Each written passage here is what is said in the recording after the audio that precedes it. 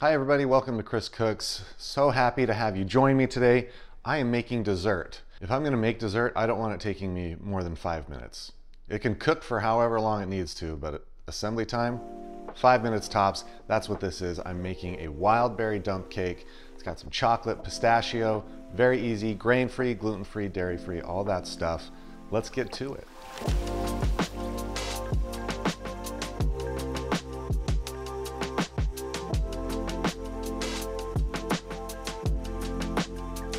First thing to start with, 6 to 7 cups of whatever berries you want. Strawberries, blackberries, raspberries, blueberries. I have blackberries, raspberries, and blueberries here. And to that, we'll add some honey. We're gonna add about a 1/4 cup. You can also do whatever sweetener of choice you want. My sweetener of choice almost always is honey. Pinch of salt to this, a couple decent pinches, but not too much. Salt will help bring out the flavor, but if you add too much, then it'll just taste salty. Next, we'll mix that around, kind of get that honey incorporating. It will start to break down the berries. We want that for when we add the cake mix. A lemon, give it a roll. The zest of 1 whole lemon.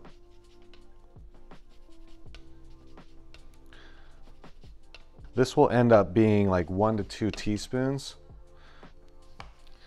Now the juice of that lemon. You want to get like 2 to 3 tablespoons. Next, our cake mix. I use Simple Mills for everything because we're grain-free, gluten-free, dairy-free. They make my favorite products for that. Just their white cake mix, 1 box of that. Right in. The cake mix calls for like 1/3 cup of oil. We're not going that hard on it. Maybe a tablespoon of just olive oil. I like the flavor that olive oil gives to a cake. If you don't like that flavor, use whatever kind of oil you want. A couple more things. Pistachios, about a 1/4 cup. Just do a rough chop.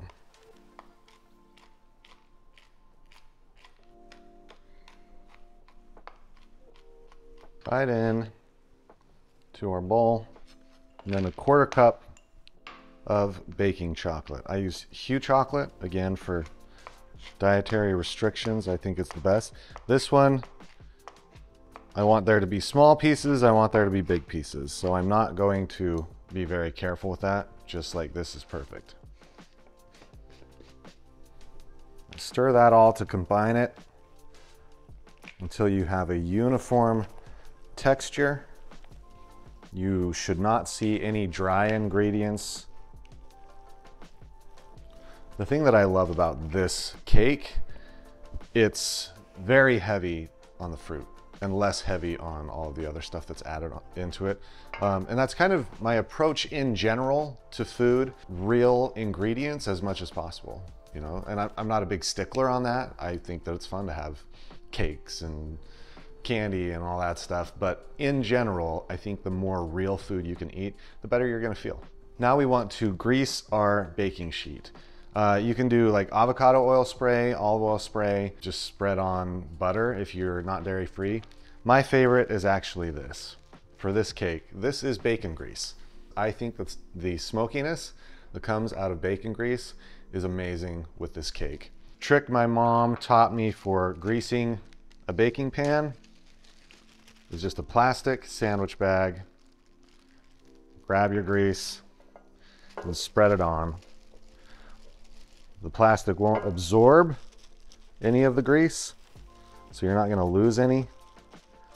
You know, sometimes if you use like a paper towel or something like that, it just absorbs it. In goes the mix.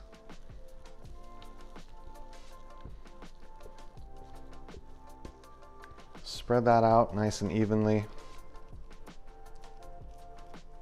Cover this with foil in the oven, 350 degrees on convection setting if you have it. It's gonna be about 30 minutes covered. Then we'll remove the foil and finish it until it's cooked all the way through. For my oven, that's about 20 to 30 additional minutes. And we wanna get that browning on the top. When it isn't jiggly, that's when you're getting close.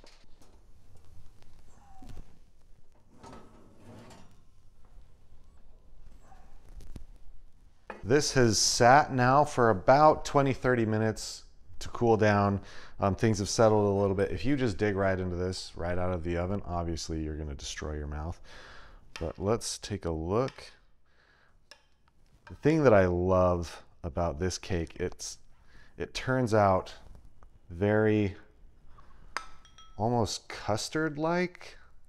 It's so soft and just fluffy. The smell of it, the chocolate, the berries. I mean, it's almost like a bread pudding kind of texture.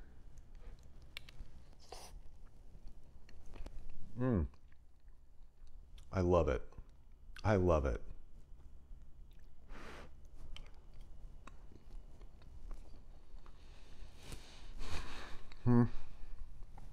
It's hot still. Served warm with, you know, a scoop of ice cream, dairy-free ice cream, if that applies to you. This is so comforting. The flavor of it is just dynamite. I love it so much, but it's not heavy. I don't want to eat a meal and then follow it up with a big heavy dessert, you know?